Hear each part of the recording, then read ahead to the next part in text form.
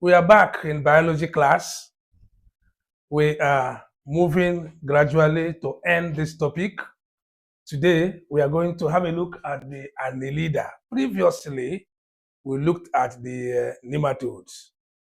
The annelids here, they also live in a damp environment. Example of annelid here is the earthworm, that one you see in your house. Earthworms is example of this. Their body, unlike that of nematode, are segmented.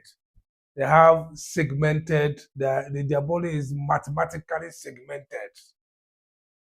And this very one here, unlike the nematode, has two openings.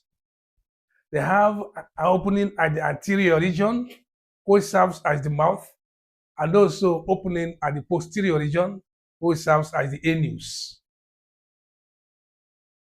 So the earthworm has respiratory surfaces that are moist. Their body surfaces serve as their respiratory organ for gaseous exchange because it is damp and allows gaseous exchange, oxygen in and CO2 out. This earthworm has excretory organ called nephridum. Nephridum.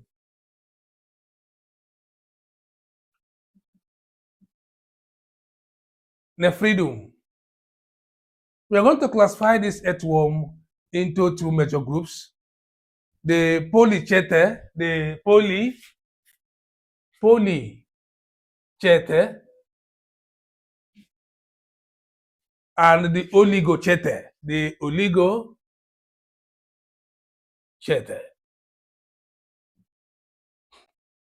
Let's start with the one polychaete group of annelida. The poly here means it has many chaete. What is chaete? These polychaete are called Bristol worms. Bristol worms. Bristol worms. Their body has in each segment pedal-like structure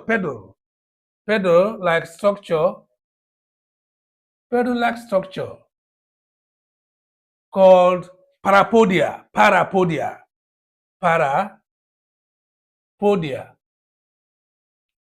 The plural form is parapodia, while the singular form is parapodium.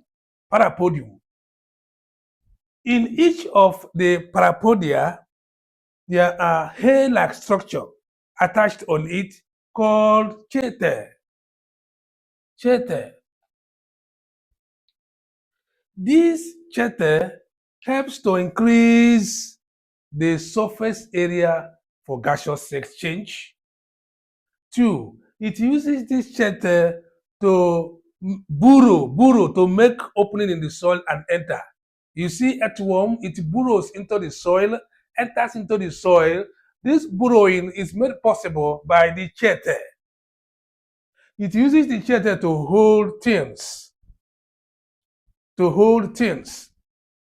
And so the polychaete are mostly having separate sex. That is, it has a female and male ones. That is, the sex are separated, meaning they are not hermaphrodite. But in oligochaete, oligo means few. Oligo means few. So if I say oligochaete, it means it has few chaete, unlike the polychaete, meaning they have so many chaete. Okay, this oligochaete, difference between this and this is that it has few chaete. I told you chaete are just those hair-like structures that are attached at the parapodia.